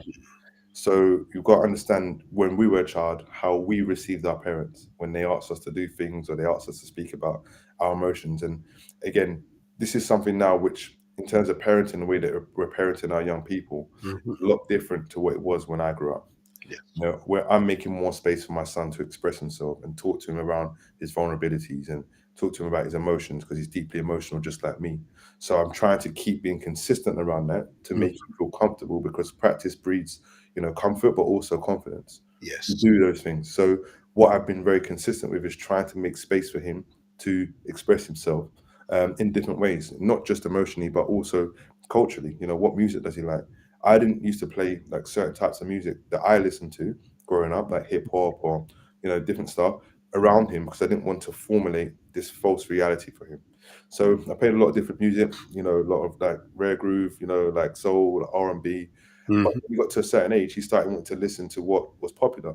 Yes. But now I try to listen to it with him in his formative years and understand, well, why do you listen to this track? What's the message? And we have a conversation around it. Now, I've been very consistent with that, but it's still been difficult. Yeah. So what we've got to understand is that it's not just about us as parents, carers, or guardians. We have to now depend on other people to help us parent our children in a positive way. because, as I said, those young people know the friend of the family is not obligated to be there, but they're asking me, how are you? What are your aspirations? How do you see the world? And then that has to be fed back to the parent. So we have to work in collaboration, and that's where the people talk about the village. We don't have the village anymore because we're not communicating enough, because we don't have enough time. Again, people are lazy around communication as well, but we have to lean on others to help raise our children too. It can't just be about us. So we have to have trusted individuals that are willing to make that space and time for our children, and we have to entrust them to help them raise the children in the way that we would like. So we have to listen to our young people, which is the most important thing. We Listen. can't always make decisions for young people, not in collaboration with them. There's certain things as adults, of course, we've got to do, Absolutely. but we have to start getting them to practice making these life decisions in collaboration with ourselves, so that when they become adults at 18, technically, they've got practice. But the issue that we have with young people is that we tell them, right, okay, you don't have a say in this, you don't have a say in this, all the way up to 18. Then they get to 18, then we're like, right, now make a decision. I Yes. haven't had any practice. You haven't taught me how to do this. You haven't prepared me for this. And then there becomes a massive divide and distrust because you haven't prepared our young people. So that's my approach to engage and inspire young people. Wow. Well, they're listening. They're listening, okay? Just take what you just said further, and bearing in mind, you've also begun the process of analysing the best methods to engage young people so they're inspired, they're motivated, okay? But of course, where you have a economic background, social background, which seeks to undermine that young person, you've explained some aspects of contact with the police, for example. Yeah. Okay? And I understand that. And of course, in schools, one of the teachers you encounter, okay, and indeed in society generally, particularly how our children are sometimes projected in some aspect of the British media, okay. These are negatives. How to overcome those negatives? Should we stop watching the media?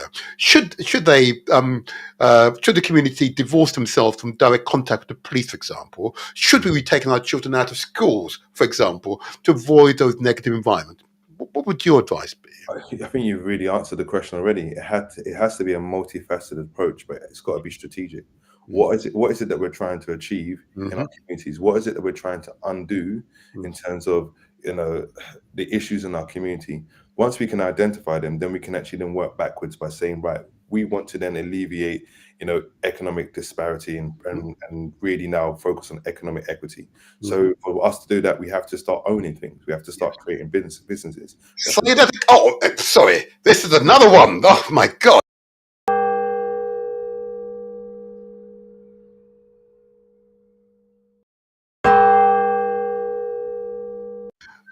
Wow. Say it again. What we've got to do? We've got to own. What did you say? We've got to start owning things. We've got to start be very innovative. We've got to create our own businesses. We've got to create our own economic ecosystem, because we have the money, but we just spend it elsewhere. Say it again. We have the money. Say it again. But we spend it elsewhere. But that's social conditioning, isn't it? And that's because if you go back to, for example, the Sunday best, wearing your Sunday best is really a direct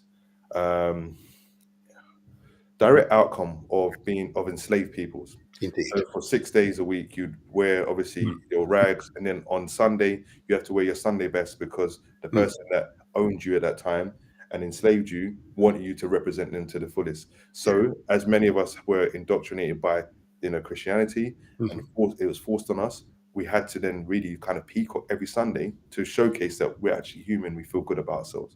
So imagine now how that makes you feel by wearing the latest clothes and wearing them, because there's a deficit within us.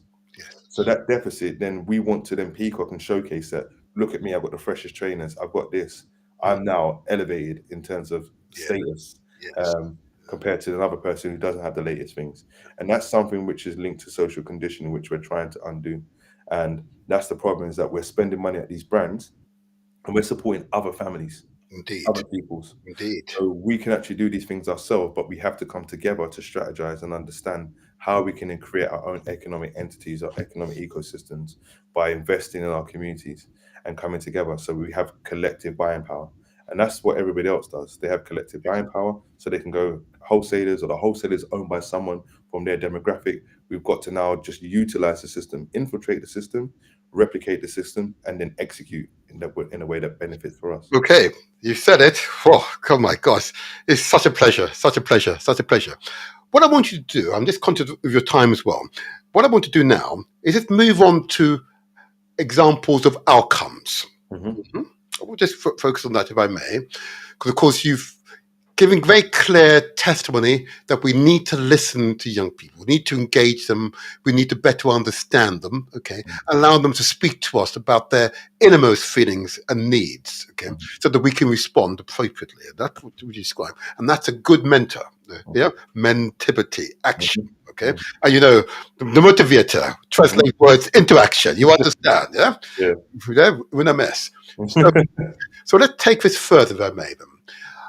Can you maybe give us 2 or 3 examples of outcomes where you've taken a child, a young person, from a position where they had these emotional and intellectual deficits? I say that intellectual advisedly, but I'm really referring to emotional deficits, okay, self-perception, and have been able to transform. You don't need to give names, just example of practice that through mentivity, you have led a child, a young person, from their current state to success, to a transformed and well-engaged adult. Yeah. One that springs to mind is a young lady that actually resided and still resides on the Ellesmere estate, but actually has now joined the football team up north. So she's really been focused on professional football. What we first came across her in 2018. So she was, I believe, 14 at the time, on the verge of permanent exclusion to go to a pupil referral unit, and mentivity was her last chance. So we had to engage her, but she had a lot of anger and frustration around things in her life, but football was a central theme for her. So we used football to actually engage her and actually look at the transferable qualities from football and how it can actually then help her in everyday life, and more specifically in education. So on a football pitch, she would be always receptive to learning. But we said, you can do that on a football pitch, you can also do that in the classroom. You can be respectful on a football pitch, but if you don't, you get a yellow or a red card, which is the same thing that you have in schools. You have a warning system, and if you carry on, you're going to have a permanent red card. You're going to be permanently excluded. So we had to talk that kind of language to her. But we also had a lady mentor that was really engaging time with her and also building links with the family. The following year, she actually lost her sister in a tragic accident. So she lost her twin sister. And we really had to just engage with the family and support them at that time, and try to also raise her aspirations before she left school. So as football was the main thing, we focused on trying to get her into a professional football club, which we managed to do. And she went into a football club in the South Coast and studying her A-levels at that time, as well as playing football. So she managed to get enough GCSEs despite the tragedy of losing her sister in her final year of school. And we used that as a motivation to actually make her sister proud. So we really, really supported her as much as we could. And then we tried to take her on loads of different trips. So we took her to the Manchester International Festival, and that was an all-expenses paid trip. Took her to Idris Elba's play at the time, and it was just getting her outside. Getting her outside the comfort zone. And she saw there was another world outside the Ellesmere estate. Yes. And from then, she's joined several clubs, but she just signed her first professional deal with a club up north. She now lives in one of the northern towns. And we just had to really keep celebrating her, but also hold her to account. I've had some difficult conversations with her around life and reality of putting in that work to get where she wants to. But she knows at her lowest points or at her highest points, we're always going to be there. She can always pick up the phone to call me. So that's that young lady. And again, that's been a process of now, 5 years that we've been mentoring her and supporting her. But she knows that. Before you go on that, and I think that's another one of these important points you've made. So many gems, and I'll be doing the flashing lights too often, so I'll do quite so often now. But if I may, what you've said is that she was aware that if she's got any problems, she has someone to speak to. An important foundation, emotional basis upon which a person can thrive, knowing that they're not alone. Yeah. I often say, if you want to go fast, just do it by yourself. You know, you go fast. But if you want to go far, we do it together. Yeah. I mean, it So calls me a lot sometimes, but it is what it is, you know. Like it's important that she also knows that obviously I'm running a business, I'm running a charity, I'm doing all these different things, but I will always get back to her. But also, as I said, I don't solve the problems for her. I give her advice and I say, look, this is what I think. And if I was in your situation, this is what I might do. However, if that doesn't work for you, you've got to make your decision, but you've also got to own that decision. You've got to be accountable for it. And that's how it's called guided discovery. So this is a coaching term. So guided discovery is basically leading them towards the answer without giving them the answer. quite. So you think about your child, you know, when they're first learning to walk, they stand up and you're in front of them, you're like, come to me, come walk. Your hands are out, and that is literally, you're guiding them towards you, and you're saying, if you drop, I'm here. I'm gonna stop you from hurting yourself. That's literally what we do with Mentivity and mentoring young people. It's that guided discovery that we get to the point where we get. Let me clap, please. Let me clap to that. You know, let me clap, because that's in itself, it's a profound methodology. You know, far too often it is not employed by us adults. You know, guided path. You know, I think that's what you said it so well. But I want to take you forward. I'm just conscious of time now, so I want to take you forward. Give an example of a young man, because it's often it's young men we need to pay particular attention to. I encounter far too many young men who undervalue themselves. Yeah. Well, we've got a couple of stories, but one of the best ones is literally just occurred, to be honest. Okay. So this young man, it was one of our first cohorts of students on Mentivity in 2016. So he was actually going to a pupil referral unit at SILS, and we were working with him, offering respite to SILS every Thursday and Friday. So they used to come to us at the Brandon Youth Club, and we used to do different things to educate them around the world and try to navigate them away from the life of negativity that they were immersed in. And it was hard, because it was 10 boys that were pretty much to that lifestyle. And it was stressful, very tiring days, but we remained consistent. So we gave him, you know, a lot of encouragement, a lot of support, and we could see something in him. We knew he was intelligent. We knew that he was a leader. We knew that he could make differences. That's right. So we really worked very close with him during that 2 years. And then when he left school, we kind of lost contact to some degree, but we then lost a young person, which was actually one of his good friends. So he lost a couple of friends. So he started to realize that this lifestyle wasn't all that it was cracked up to be. So he had some growing up to do. And then he kind of went off on his journey, ended up doing some work with the Mayor's Office, for Police and Crime, and really kind of got himself to a level. And then we had an advert this year for Mentivity for a junior mentor, and he applied. And I wasn't part of the recruitment process, but I knew that he had applied, and he had the interview, and literally he got the job. So he started with us on Monday. So that's a real full circle moment. You know, he grew up locally in the community on the Aylesbury estate, and now this is an extension of our mentoring now, that we're now going to mentor him professionally within his junior mentor role. And he brings such a different level of expertise and knowledge as a younger person who's actually gone through the program, gone through the experiences, and now can actually have more weight when he speaks around those issues, because he's actually lived it and experienced it. So it's really, really powerful now, and we're really excited to have him on board, because this is what Mentivity is about: getting the new generation to actually become the ones that are going to do the work. I'm getting old now, you know. I can't. I'm 25 years. So. Oh, please! If you're old, come on now. 41 in 3 weeks. Oh, you're still very young. I'm not old, but I'm getting older. But I'm not older. I'm always young. If I may them. So I'm aware, because of course, being a local politician as I am, with particular responsibilities, that of course, ensuring that young people realise their academic and emotional potential is up centre stage in my own portfolio. And you are an example of a medium for which that ambition can be realised.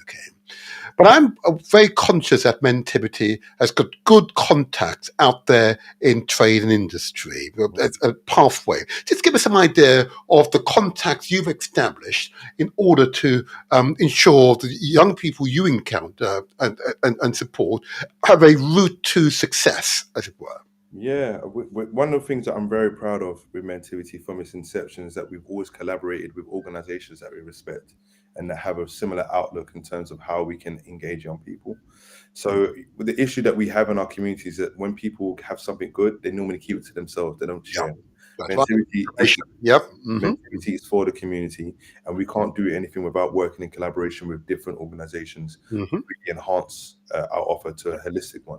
Together we go far. Yes. Yeah, so Goldman Sachs is our biggest funder. We're in the middle of agreeing a 3-year sponsorship deal to be their flagship charity in the UK, which is huge. We've been working with them since 2018, so it's been a lot of work, and we'll be announcing that very soon. Spotify have come on as our second biggest funder, Wow. and Keep more claps. Keep going. Keep going. so we have a new community hub on the Aylesbury estate, a new building, which will be the Mentivity Community Hub. Yes. So they will be our flagship sponsors for that space, but also Sky. There's a program called Sky Up, which actually uses tech to uplift communities. So we'll have like business broadband provided, Yes. connectivity, but also one-touch Wi-Fi for users of the center. Yes. So we have connectivity, but also we will task young people to become Mentivity tech champions who will train Yes. the elderly on the community, on the estate, to train the community how to be more tech savvy and actually incorporate tech in their careers, in their lives, sorry, should I say. And young people will be, driving that. So Sky have come on board. We have a partnership with Jordan, with Yes. the brand, and I have to say Nike. We had a partnership with them last year. We've got a partnership with Foot Locker as well. Good. So we're delivering a program and Laureate Sport for Good called the Empowerment Program. So we're using Muay Thai and mindfulness to engage young people and actually to get them to understand who they are within themselves, but also self-defense is very inspiring for them as well because it gives you a level of confidence. So we've got a number of corporate partners that have come on board, and this will really converge on our new space, the Mentivity Community Hub on Westmoreland Road, which hopefully by the end of the month we should get the keys, and we'll let everybody know what's coming, what's to come in terms of programs and youth clubs and events. So Spotify will be doing a lot of activation events as well, and Spotify will also be doing a documentary on Mentivity and the power of youth spaces and our culture and how we use that to inspire the next generation. So yeah, we're in a really good place. It's a really exciting time for us at the moment. Wow. You've come a long way, huh? You've come a long way, and I know it's had its ups and downs, and Life. Ride the waves. What I'm pleased is that you and I are able to work together. Okay, I can assure you, whatever it takes, you have my 100% support. Yeah, whatever it takes. Okay, get rid of those barriers. There'll be no more barriers. No, that's no barriers. I don't see barriers. Hey, you see, there'll be no more barriers. Okay, none whatsoever. I say that with a certain amount of determination, emphasis. Of course, it requires us to work collaboratively together. I don't know. Sometimes in aspects of our own community, trust is a big question. Okay. How have you overcome that trust issue that is in the community? By being myself and by being authentic and standing in the highest form of integrity. I now in my life I stand in the highest form of integrity I've ever stood in. In the sense that I don't even, if I'm 10 minutes away, I don't say I'm 5 minutes away, and that's how I'm living right now, because accountability is so important, and there's a lack of accountability in so many facets of our society. But within our community, there's certain home truths that we need to kind of really face up to and say, right, what are we going to do? Are we going to roll our sleeves up and get to work, or are we going to continue pointing and complaining, which is a very British thing? We complain and we don't do anything. Indeed. And for me, I'm all about action. The actions speak louder than words, and showcasing to people that, look, I'm so immersed in my community. I'm so passionate about my community. I love my community, the diversity of my community. We have to come together from all backgrounds to find solutions collectively, because we're all being oppressed to different degrees.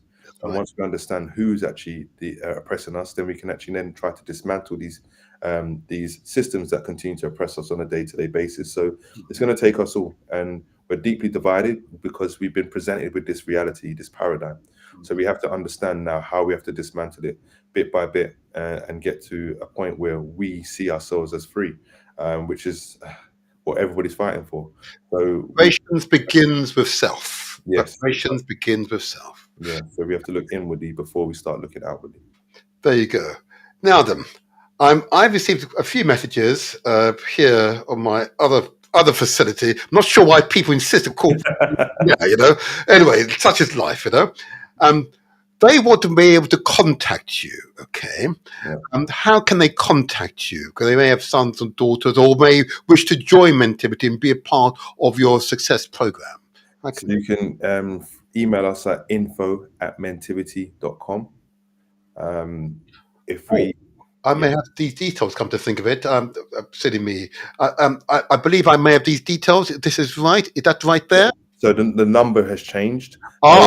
Yeah, but the number is still, we've got the number, but we've got to work on that. So we're just going through a bit of transition at the moment. The address will change to the new hub, but that is the email address. So info@mentivity.com. Thank you. Yeah, we're inundated at the moment. Obviously, we want to do a lot for our community, but it's also around resources as well. Yes. And so we're doing the best that we can for the community. But with this community hub, we can have more connections to the community once that opens. So you can also check us out on Instagram, at Mentivity, and also website www.mentivity.com. We're also in the middle of a fundraiser to actually provide programs from our community hub. So you can see that on the website and also on the Instagram page. Okay. And if I may, just give out that email address. So the email address, which is valid now, what I'll do next week is have all the correct details on. I've taken this from the website. But so the email address is info@mentivity.com. And Mentivity, just for those who are listening to us via the audio, it's MENTIVITY.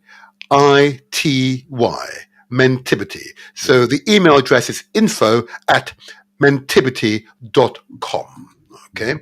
I applaud this organization.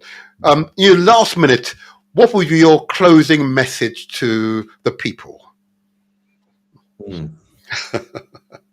There's two messages. One's a personal message and one's around the community. Find your passion. Dedicate yourself to it. Yes. And persevere no matter what.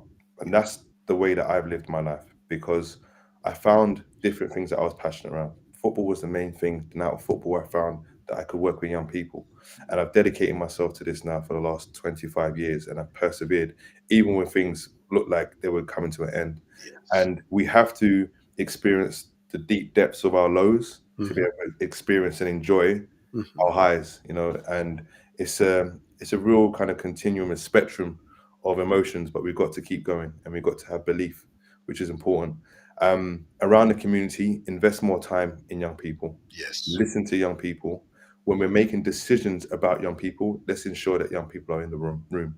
And let's now mentor them how to make better decisions than we have made, because we have created the world that they're currently living in. And that's why they're so angry in the world, because we have let them down. So we have to include them now at every juncture of decision making that's going to impact their lives, and get them to practice making those decisions so they can become more informed, critically thinking adults. Wow. Gosh. Do you mind doing this in maybe 6 months' time? Because we want to see progression here. Yeah, of course. No worries. Can I say to you, Says, I am so proud of you. I know I keep saying this. I know I keep saying it. I'm really proud of you. I've seen you progress over this time. I know there's waves ups and down, but most certainly we're going to continue to work together, and we will be successful. This next wave for the next 6 months is going to be an unreal wave. So it's level up season. That's what I'm calling it. Level up season. I know I said you spoke about your son, so I can't ask. It'd be unfair of me to ask this other question, because these young ladies, I have to say, they see a young man like you. Anyway, I'm not going to ask you that question. Soon be married, so. Good on you. Well done. You must send us wedding photos, and we look forward to that. Well done. They want to encourage that amongst the young. Yeah. Getting married is a critical part of ensuring the security of our community for the future. Definitely. Absolutely. Says Holmes Lewis of Mentivity. I want to thank you for your presentation today. Your wise words, your wise counsel has been well received. And we are all here to support Mentivity. And I really hope that those who are listening, those who feel they have something to offer, make contact with you. So they're not taking resources from you, they're giving you resources, Yeah. I want you to stay strong Yep. and prosper. Blessings to you. Blessings. Always. All right. Thank you, everybody, for listening. Appreciate you. Thank you. Wonderful, wonderful. Oh, my people. Isn't that fantastic? Isn't he an example of the best of us? Huh? Is he not an example of the best of us? Mentivity has grown through his passion, his drive, his understanding. If our lives are to be worthwhile, we've got to be a part of the change, the improvement, yeah? So those who come thereafter can benefit from our work, our determination. I want to thank him. What a tremendous young man. Thank you. A tremendous young man. And I want to get a few women up in the next few weeks with examples of what the young women are engaged in, the works that they're engaged in. But Says Holmes Lewis is an example of the best of us. I say the best of us, not to put him apart from us, but to note that it's an integral part of the wider family. Okay, ordinary man engaged in extraordinary activities. Yeah, extraordinary activities. Long may that continue. And I'm so immensely proud of him. So immensely proud of him. Being a father myself, to be able to interact with young men like this, who clearly have got their feet on the ground, understand what it takes to be successful, and are committed to their own personal success. Okay, so I'll just say to you all, please encourage young men and women like him to continue to strive. Give them the resources, give them the time that they need to be successful.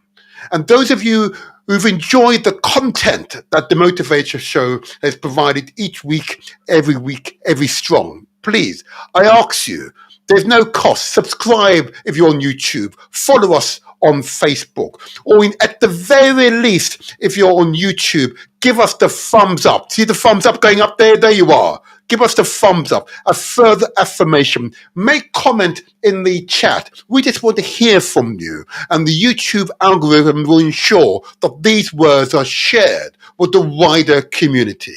Help us to spread the word. The positive word, the Motivator Show, where we translate our words into action, and where success is ours for the taking. Yes, it's for ours for the taking. Be strong, my people. Be strong, the wider community. Believe in yourself. You are the change makers. You can be whatever you want. Share your ambition with others so they can help you to realize your ambition. You are never alone. You are never alone. Okay, with that, I need to disconnect from the Galaxy Afiwe.net network. I believe it's the Empress Shanice, and she is the solutions finder. Oh, yeah. So be strong, everybody. Be strong. Until the next time, let me do the Galaxy bit first of all. Until the next time, I remain the motivator. I remain the motivator. Let's take care of that and that there. There you go. I'll disconnect from them. There you go. Right, in Galaxy Afiwe, stay strong. There you go. Now, I was just saying, closing. Please, if you're on Facebook or YouTube, give us the thumbs up, follow us, subscribe for free. There's no cost. You'll simply receive a prime notification of the next subject, next strong.